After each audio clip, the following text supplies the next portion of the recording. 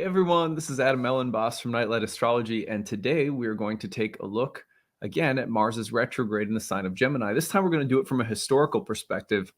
We're going to take a look at two of the most recent Mars retrogrades that have spent either a little bit of time in the sign of Gemini or a longer time in the sign of Gemini. We have two of these periods to look at today.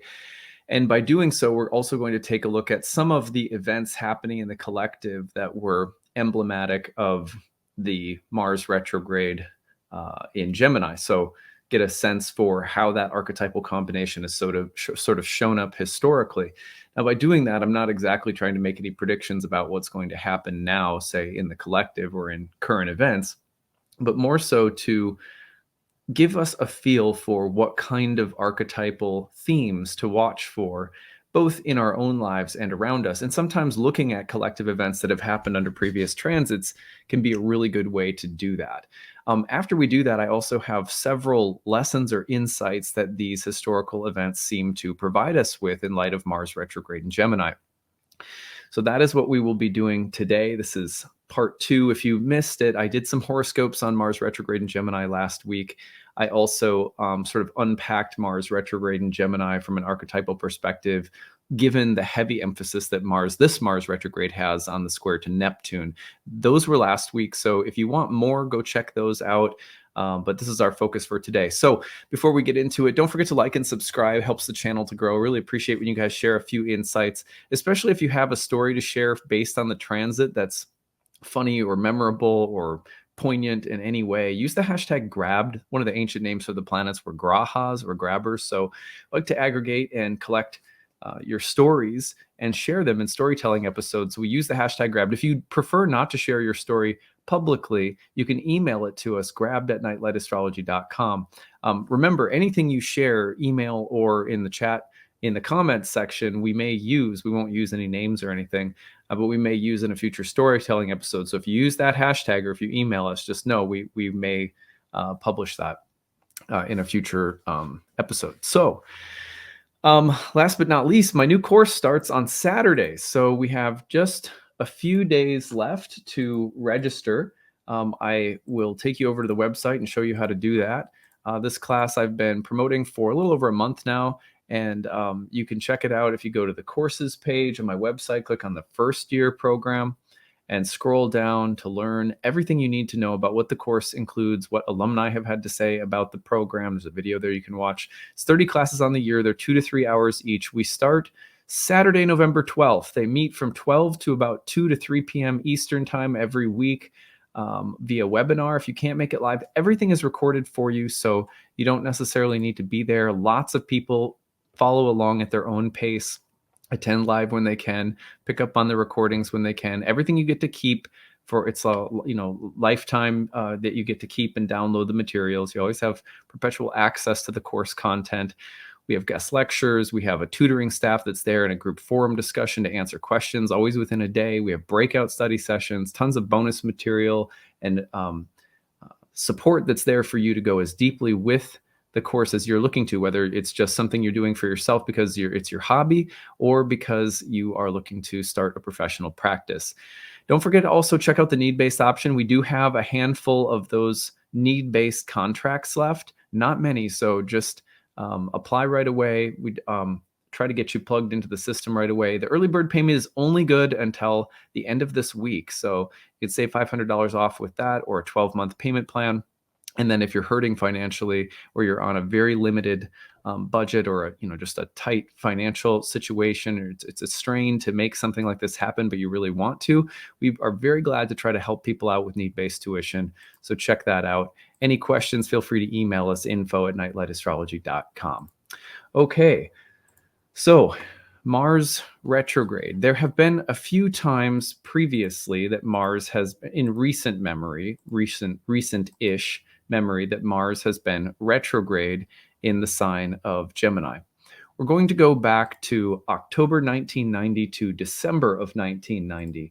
Now, if you were, alive and you weren't like 3 years old or something, you may want to look back at this period in your birth chart, look at the whole sign house that Mars was in and see what was happening in your life. If you were young, you could even look at what was happening around you and your family, because sometimes the transits, especially when we're younger, will show up and make an impact, but it's more so the impact is felt in the environment around us.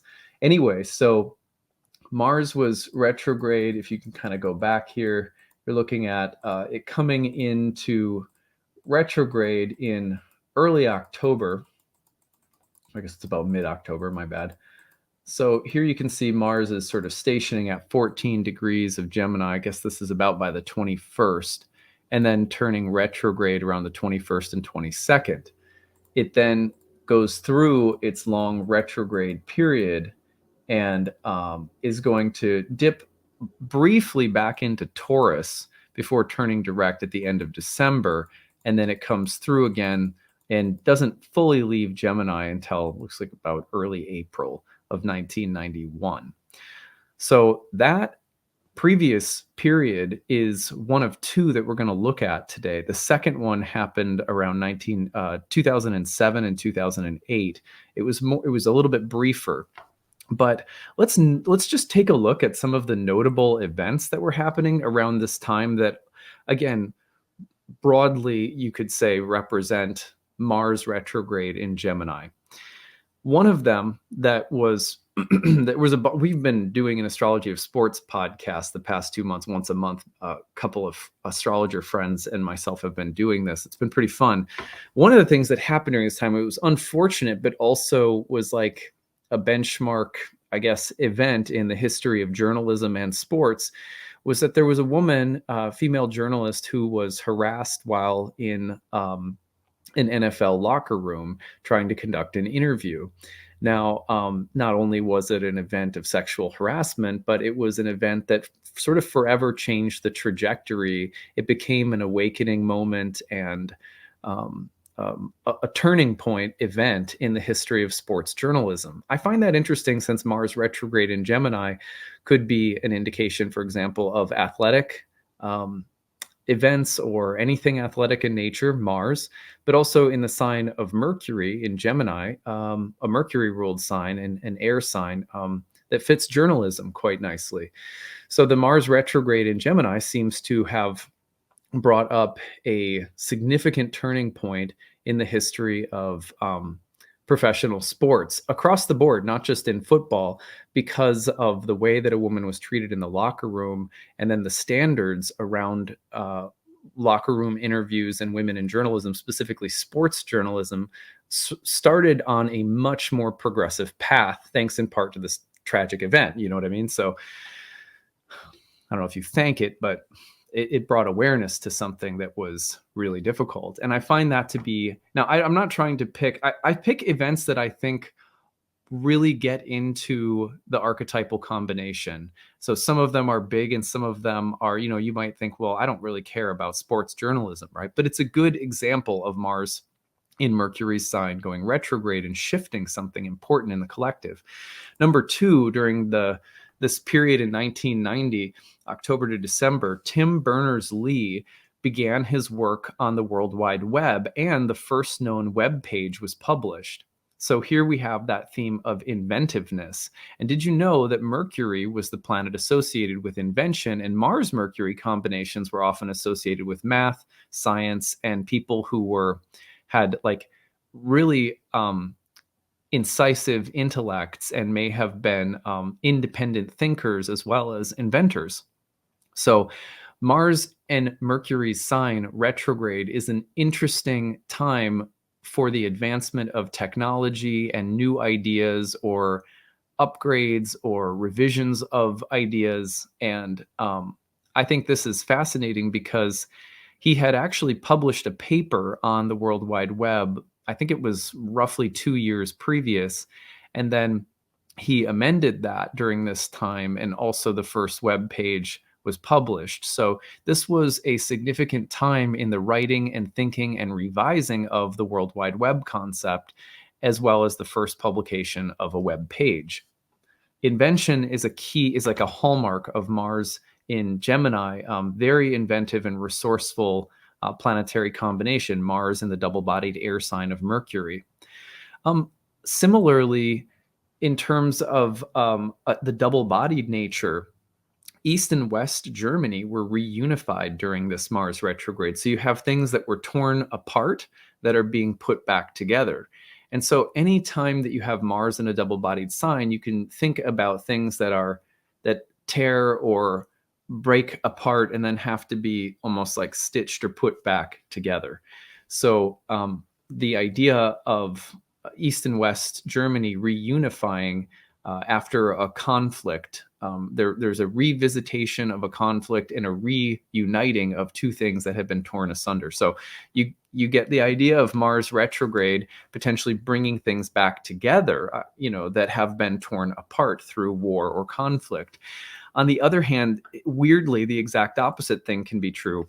The civil war, the Rwandan genocide and civil war begins. Well, I think it's considered at first a civil war and then it leads to genocide, or however it's defined historically. It's a genocide regardless, but it's between, and I'm going to mess this up, the Tutsis and the Hutus. Am I getting that right? Someone remind me if not, but because it's been a while since I remember having in an ethics class in college, I had to read a long book about the Rwandan genocide and the nature of these two ethnic groups that and their long-standing disagreements or something like that was a part of this.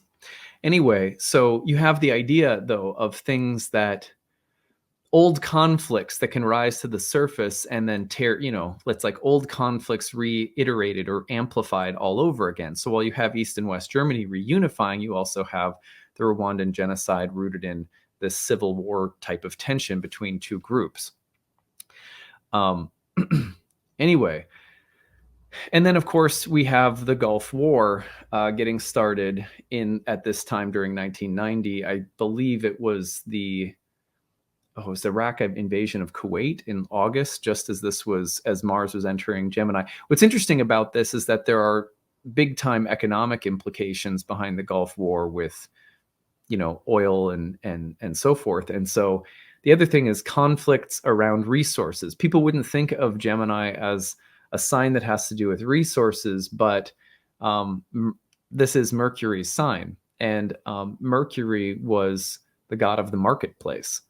So marketplaces and economic shifts are often a mercurial thing in ancient astrology. So Mars in retrograde in Gemini can be about the volatility of marketplaces, as we will see when we get to 2007 and 8, Mars retrograde in Gemini, which was, of course, coincided with some major economic turning points. But anyway, conflict again, but this time there are elements of economic resources at play within it. That's me, I'm not a historian, so I'm just sort of simplifying things.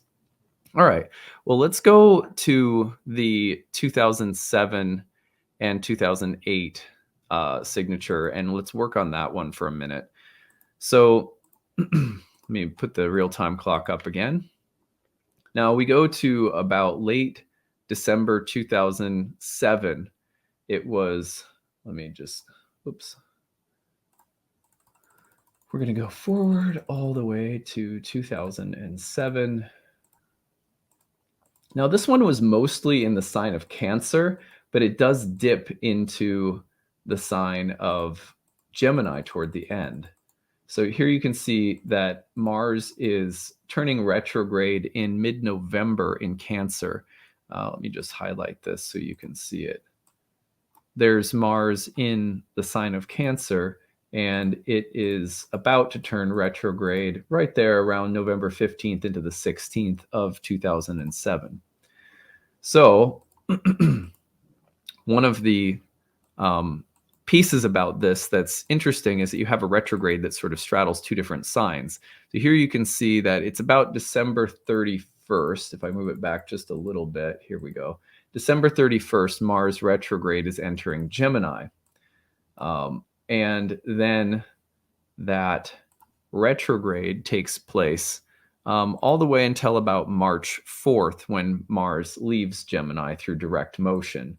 So let's watch how that happens. So you can see we're going through January, Mars is retrograde in Gemini, and then stations and turns direct, and is going to come forward and not finally leave the sign of Gemini until about March 4th of 2008. So again, what do we see around this period of time?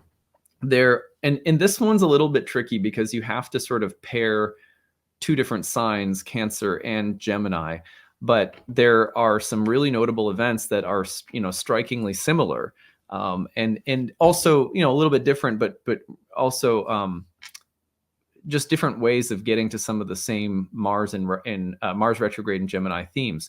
Well, anyway, one of them is that 89 Major League Baseball players were accused of steroid use, and that was again another really important, milestone in Major League Baseball history and in sports history in general, when steroid use had been more, there was a whole steroid era in Major League Baseball, and this was another major turning point in terms of the transformation of that culture around steroid abuse and use and so forth, and around the culture of injuries as well, because steroids were sometimes used for people coming back from injuries, sometimes to enhance performance, and so on. So at any rate, this is another major turning point in sports history, though, and worth mentioning, just like the piece of journalism was in the earlier era. Well, the big one, though, and I shouldn't bury the lead, is that the 2007 to 2008 global financial crisis took place due to the subprime mortgage crisis, which you could really look at in terms of Mars in Cancer, the sign of the moon, and a sign related to homes. But interestingly, some of the biggest plunges in the stock market took place, I believe it was right in January of 2008, by the time Mars was in Gemini. So again, that volatility around marketplaces, that's really fascinating. There was recession, and obviously this huge financial crisis, and that was due to the housing bubble that burst, or however they say that. So number 3 is that WikiLeaks was taken offline, but then because of overwhelming public upset, in part, it was brought back online after a major dump of information. I think that's really interesting because, again, you have something tied into journalism and questions about what is or isn't appropriate to be shared, or what kind of documentation or information should be shared or not. And I'm not making any comment on that. I'm just stating a fact that this happened during that time. Number 4 is that unmanned cars, like cars that navigate themselves, were being tested or scheduled to be tested for the first time. See, I think that's really interesting because it's another example of like a major technological development whose seeds were being planted. I mean, the World Wide Web doesn't take off in 1990, and that little period that we just talked about, but it certainly does. The seeds are being planted, and the technology is sort of being tested and written and rewritten and things like that. And so we see that's a pretty big shift around this time. There were also a variety of like unmanned space operations that did some interesting thing, like a probe that got the closest we've ever gotten to Mercury. It was, unmanned probe or something like that. And, a bunch of things like that I thought was interesting. But here's another one. Number 5 was that the Writers Guild of America went on strike. So you have angry writers. I mean, think about that, protesting writers. And I don't mean to say angry as in, I'm not trying to be condescending. You had people who were striking who by craft and trade were writers. So there's a Mars in Mercury's sign retrograde kind of thing. Anyway, I find all of these themes to be really fascinating examples of what you may see in the collective. But I take from these 3 lessons, and I want to go over those today because I think that there's something we can learn from these examples in the collective, and there are many, many more. Like if you find more, here's the thing to do is to look on, if you type up world events 1990 or world events 2007, 8, during these periods, and look through them, you'll often be like, oh wow, like look, that's Mars retrograde. Incredible examples. I tried to pick ones that were kind of like fun and quirky and like sometimes really big and obvious. Like the writer's strike for me is like kind of a fun, quirky example. Not that it wasn't a serious event, but you get what I'm saying. So 3 lessons anyway. Number 1, with Mars retrograde in the sign of Mercury, you have to remember that this whole Mars retrograde is trying to Saturn, and Saturn is still separating with the square from Uranus. And so I get the feeling that necessity, a very Saturnine word, and invention are tied together. What kinds of things come up and sort of demand or necessitate that we come up with a new idea, a new invention, new approach, revision to an existing system, because we have to? I think that Mars in Gemini is the inventiveness that is demanded because of pressure. And especially when Mars is trying to Saturn, I feel like whatever necessity demands right now may feel like a bummer, but the inventiveness is sort of in the air. You still got Saturn and Uranus closely square to one another, ready to break from conventions. Mars retrograde, a very inventive placement in the sign of Gemini. So it's a little easier to trust the blocks that we experience or the frustrations visited upon us, or the breakdowns of familiar structures or ways of doing things, when we trust that necessity is the mother of invention, that these moments are exactly the kind of material that somehow ignites a Mars retrograde in Gemini and allows it to make important discoveries, breakthroughs, or facilitates experimentation and inventiveness. So just keep that in mind right now, because I think the last thing you would want to do is become frustrated by a limitation or a prohibition and then rush rather than trusting the moment to be fruitful and creative. So kind of remember that necessity and invention they come close together in a pair. Number 2 is be careful of taking offense. One of the things I noticed is that there are certain kinds of conflicts that come up during this time. I know that I'm not suggesting that there is never anything to be offended about, or that we should become cold or shut down to our actual human responses. But it's amazing how much violence in our world comes not so much from someone just deciding to be an aggressor, but rather because of someone's choice to be offended, which then leads to the feeling of needing to get someone back or level the playing field, carrying a chip on our shoulder, a feeling of righteousness. So the cycle of violence can be cut off, in a sense, when, although we have been offended, we choose to look at the situation or whoever has offended us with a merciful, compassionate, understanding eye, recognizing, yes, I've been offended, but my response is not going to be one of continuing or perpetuating a circle or cycle of violence, verbally, mentally, etc. So, the strong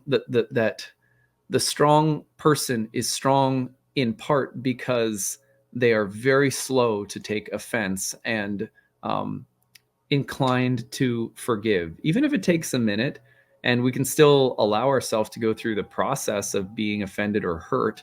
So we're not saying, develop some kind of thick skin, inhuman, or become a neutral automaton or something. But I think the advice is, how many conflicts would change in our life or would be avoided altogether if we cut ourselves off at the pass when it comes to taking offense? So be careful of being offended or staying offended or developing grudges. It is possible that there is more violence in our world. I have no idea, but I think it's possible that at least a good amount of violence comes not just because someone has been a jerk or has been an aggressor and victimized someone else, but because in being hurt, we say, oh, and I was hurt, but I'm also now offended, and I'm going to act and choose from that place of my offendedness, which then often results in us becoming defensive or offensive to others in the way that we think and perceive more than even in the way that we act or move about the world sometimes. So I would just, like, one of the things that I've noticed in myself, because I'm a natal Mars in Gemini, not retrograde, is that I find myself examining the mechanisms of offensiveness in my own psyche. How am I offended? Who am I offended by? And what kind of patterns develop once I feel offended by something? So anyway, I think that's something just to think about. And, everyone may have a completely different life experience right now with regard to who or what is potentially offensive, right? So it can be more or less challenging depending on the situation to look at something like that. Anyway, the last one is heroic inflation and generosity of spirit. So it is possible during a Mars retrograde for there to be, look at the steroid use, the 89 players accused of steroid use, or look at the athletes who harassed the journalist while in the locker room, or look at the genocide that took place over a puffed up sense of righteousness with one group of people over another. We can become convinced that our way, our will, our mission, our quest, our idea is good and true to the point of it becoming inflated or amplified to some unhealthy level. A sign of the heroic spirit is its willingness to create for the betterment of the world and others, and its willingness to give of itself generously. Heroic people, and I don't love the hero image or myth, I'm not obsessed with it or anything, but if there is a hero in us, if there is a heroic wing, in the mansion of the psyche, then I suspect that wing is not filled with people who are all about their own success, the righteousness or strength of their own ideas, as much as they are interested in being generative. By that, I mean creative and concerned with following spirits in service to spirits of creativity. And to follow those spirits of creativity bravely, because you know that what you're creating is life-giving for yourself and for other people. And when we're in a creative flow, in a generative flow, our very presence is supportive. And other people are nourished by our simply being healthy and following a creative flow. There's a natural generosity and overpouring of a generous spirit that happens when we're following that. And I think that's closer to the meaning of heroic, as opposed to trophies on the shelf, victories, and emblems of strength over others. The hero is generative and generous. And so, and maybe to the point where, the ego can get involved and become a martyr or become like a sacrificing hero. Look at me, I'm giving everything. We're not talking about that. The ego can twist anything. True generosity, true generosity of spirit. I'm not entitled to anything. It's not about me. It's about this thing that I'm in service to, the muses in my life, the spirit of creativity, the idea that I have something to pass on to other people through the way I live my life and the kinds of things I create with my life. Even if they're small things and just a small circle of people are impacted, I'm concerned with following that spiritual calling, that's the energetic calling, living in alignment with that, and it creating goodness and gladness in my heart, and then watching that overflow to other people. That generosity of spirit is important. And the reason I mention it for this Mars retrograde is because during a Mars retrograde, it is as if all kinds of Mars issues come up. And one of them is going to be heroic and egotistical inflation, especially around rightness, in a sign that has a lot to do with ideas and also in terms of dominance, just in general with Mars, dominance and correctness. I'm right, I'm good, I'm true, and that makes me mighty over you. So watch for those things and think more during this period. How can my will be aligned with a way? And the way is something I serve. It is not something that I don't get identified with it, because then I get inflated. Instead, I see myself in service to the creative spirit. And then from that, I have a generosity that's naturally shared with others. And rather than taking attention for myself, it gives attention to those energies that are life-giving. And people are attracted to that. But it's something that we're helping people share in and experience themselves, rather than hoarding and trying to draw more attention to ourselves in some way over others.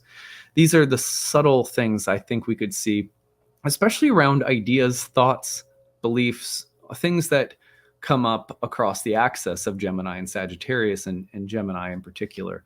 So anyway, a few lessons to watch for, and I hope you have found this to be a useful exploration of some of the previous historical periods of Mars in Gemini. I'm not making any predictions based on these things. I'm just putting some events out there so we can see the archetype in the collective and then reflect on it again personally. Don't forget, this weekend, the new class starts. Ancient Astrology for the Modern Mystic begins November 12th. So we have a few need-based tuition contracts left. Early bird ends on Friday. You can find all of it on my website, nightlightastrology.com. And I will see you again tomorrow. Take it easy, everyone. Bye.